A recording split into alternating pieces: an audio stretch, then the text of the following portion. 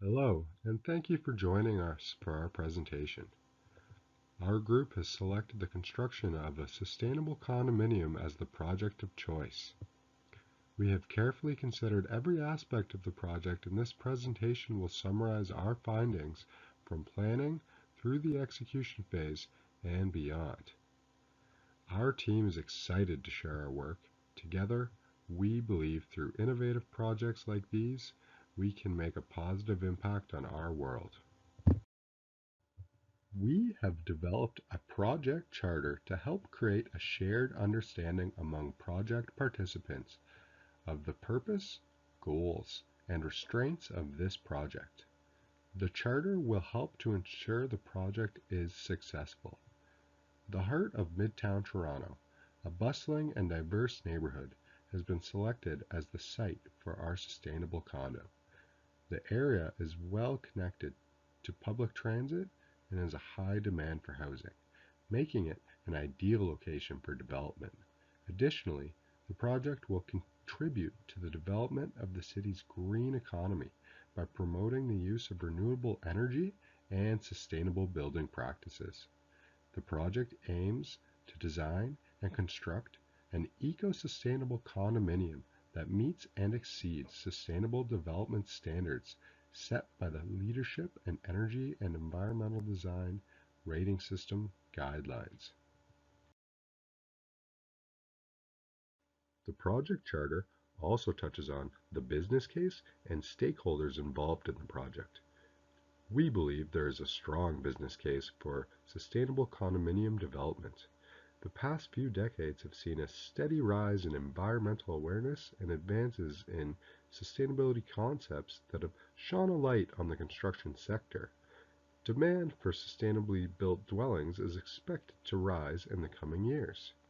A new development designed to be ecologically sustainable, energy efficient, and located in a prime residential and employment area is expected to have a high demand among young working individuals and families.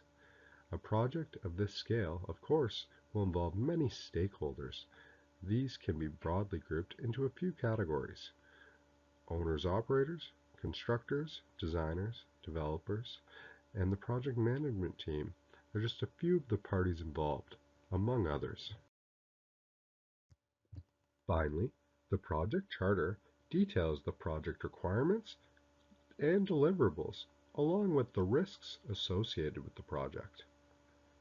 The project requirements can be broken down into 6 areas of focus: regulatory, stakeholder, design, construction, sustainability, maintenance, and operability. As with any project, there are risks associated with internal and external factors such as market conditions and engineering challenges. A contingency plan to mitigate the impact of potential risks and closely monitor current market conditions along with progress of the project to determine if any action is required to ensure successful completion of the project will be created by the project management team. I will now hand it over to Kwar to go over the project scope. Thank you, Matt. The Project Management Book of Knowledge defines the product scope to be features or functions that characterize a product, which in this case was a building. The project scope, however, is defined as the work performed to deliver this building. The general scope of our product was to design and construct a sustainable modern condominium structure in Central Park, Toronto. We created some specific scope statements because our overall product scope was very broad. Some of the requirements were a 15-story sustainable condominium building with a minimum of 110 individual condo units to be constructed in Toronto. The building had to be designed and constructed in accordance with all provincial and federal design codes and standards. The building also had to be certified to the LEED Gold standard for sustainability. The building had to be equipped with shared amenities, including an indoor heated swimming pool, a boutique gym, boardroom, and a lounge. Building also would include a manager's office and a front desk in the lobby. It was also supposed to be equipped with a set of 2 commercial large elevators with at least 1 freight elevator. The building was also supposed to have sufficient parking infrastructure, including two stories of underground heated parking for at least 90 vehicle spots and an outdoor parking lot with spots for at least 60 vehicles, including a visitor parking with EV charging stations. Finally, the building was supposed to be equipped or was to be equipped with state-of-the-art modern building automation and building management BMS systems with supervisory monitoring and control functions. In order to build this product, to plan and execute this project successfully, we came up with some specific project scope statements. Some of them were developing a parcel of land and constructing a mid-rise condominium building. The project scope also included all tasks associated with land acquisition, design studies and engineering, obtaining approvals and permits from all regulatory bodies and agencies, constructing and construction and the building and units handover and maintenance. Any project requirements and change orders issued during the project were to be confirmed and approved by all IPD stakeholders. Finally, the completed design was to use BIM processes and technology, and a complete sustainability lifecycle assessment, or LCA, of similar scale projects was to be used as a design input. Now my colleague Danny will go over some of the project costs and financials. Thank you, Kowar. Now we will talk about the project cost and schedule management. Both the project schedule and the budget highly depend on the actual work to be done, which can be split into the tasks and activities. So first, we had created a three-level work-based structure as shown on the slide, which identified 5 major project stages: planning, design and approvals, construction, handover to the corporation, and maintenance, and the activities that had to be completed during each stage. Then, to come up with an overall project cost estimate, we had used the time and materials estimating method by listing the available resources and allocating an appropriate amount of time each task would require from each involved party to complete.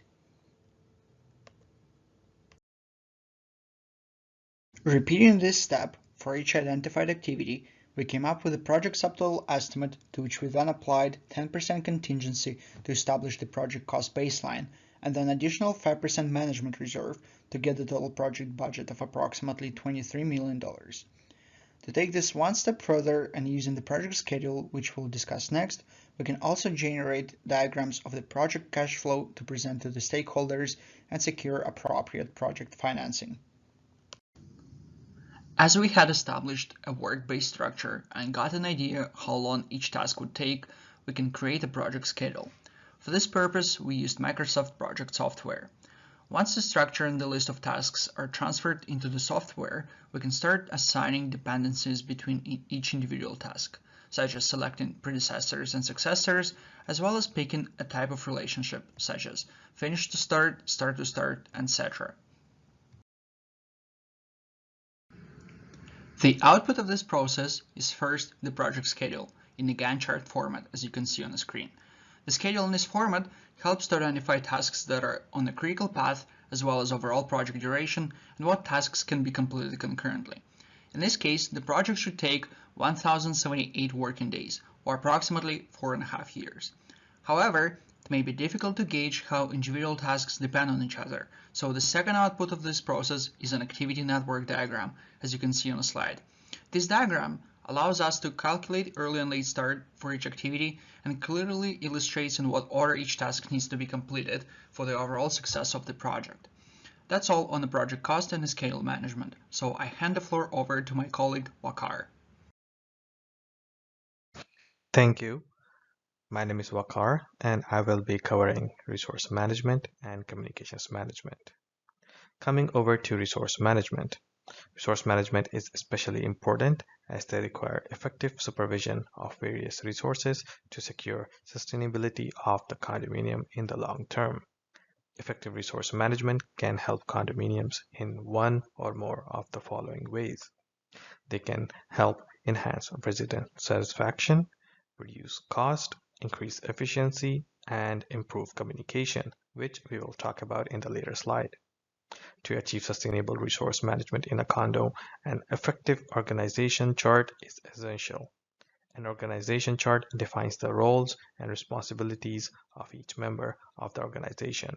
This may include the board of directors or VPs, managers, administrators, and construction workers. Moving over to communication management. Who exactly are the stakeholders? Stakeholders are individuals or groups who have an interest or concern in the outcome of a project. In total, there are 12 groups of stakeholders involved in the construction of a condo. These groups include developers, project managers, lead designers, regulators, contractors, and suppliers, amongst others. Now, let's talk about the number of communication channels required for all these stakeholders. This can be calculated by using the formula C equals to N times N minus 1 divided by 2, where N is the number of stakeholders and C is the number of communication channels. So in this case, we have 12 stakeholders, which means we need 66 communication channels. So how do we communicate effectively with all these stakeholders? In order to do that, we need to take several steps. First, we need to define stakeholder requirements for what information needs to be shared and why. This will help us ensure that the right information is being communicated to the right people. Second, we need to determine the best form of communication for each stakeholder.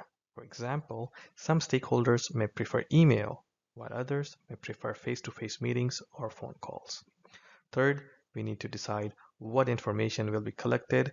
This will help us ensure that we are collecting all the necessary information from each stakeholder. Coming to the fourth point, we need to establish an approach for collection and storage of information. This will help us guarantee that all the information is organized and easily accessible. Fifth, we need to define a distribution structure for when and how often the communication needs to take place, so that all stakeholders are informed and up to date on the project. Sixth, we need to delegate responsibility for communication. This will help us ensure that the appropriate information is provided to each stakeholder. Finally, we need to lay out a system for updating the communication plan as the project evolves. This will assist us in ensuring that the communication plan is kept up to date and relevant throughout the entire project. In conclusion, effective communication is crucial when dealing with multiple stakeholders in the construction of a condominium. By following these steps, we can be certain that all stakeholders are informed, involved, and satisfied with the project outcome. Now, I will pass it on to Abraham. So to ensure the quality control and management throughout the life cycle of the project, we created a quality plan. The plan is split into two main components: project standardization requirements and the project quality requirements. The design and construction standards that apply to the sustainable condominium project were broken down into their individual disciplines.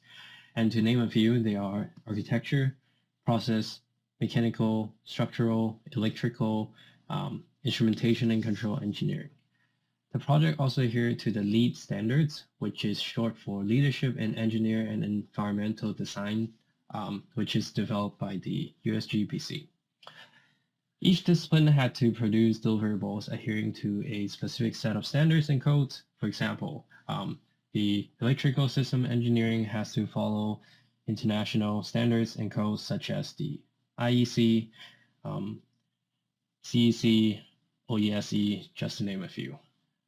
In order to maintain the product quality, all items and systems, structures, and components has to adhere to ISO 9001, 2015 edition of quality management system standards as well.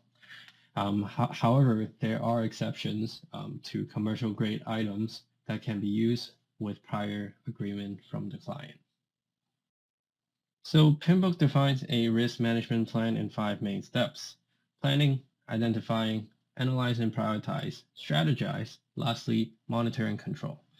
By following these steps, one will be able to develop a risk registry shown on the slide here.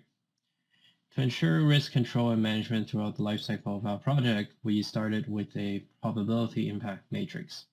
A probability impact matrix is used when in consideration of the likelihood of a certain specific risk occurring in our project. Based on the impact matrix, we created a risk registry which shows the probability of certain risks occurring. It also shows things such as impact level, root cause, contingency plan, and risk owners. Lastly, what we have here is a make or buy analysis. A make or buy analysis is crucial in optimizing the cost of the project. It essentially figures out whether or not you should be contracting the work out or doing it yourself within your company.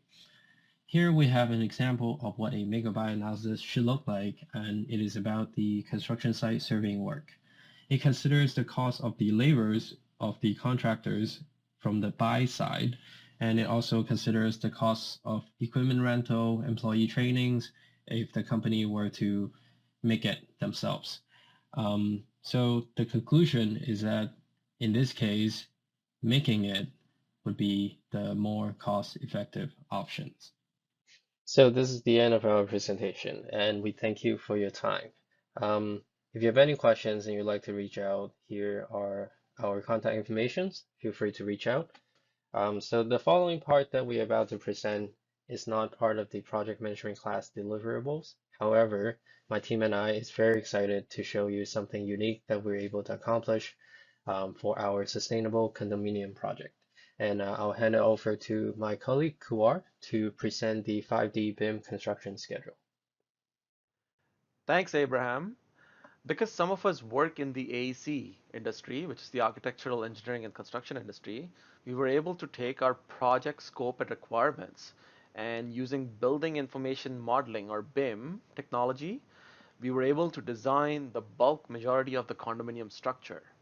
We were also able to construct a 5D visual construction schedule and cost effectively tied our design model to the MS Project Gantt chart to achieve a truly five-dimensional model.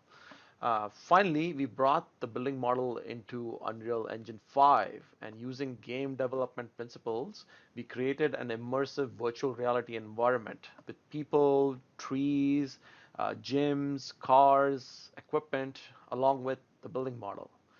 The VR environment is key in today's world in order to present an architect's vision remotely for marketing purposes, stakeholder engagement, and to be able to sell condo units to potential buyers.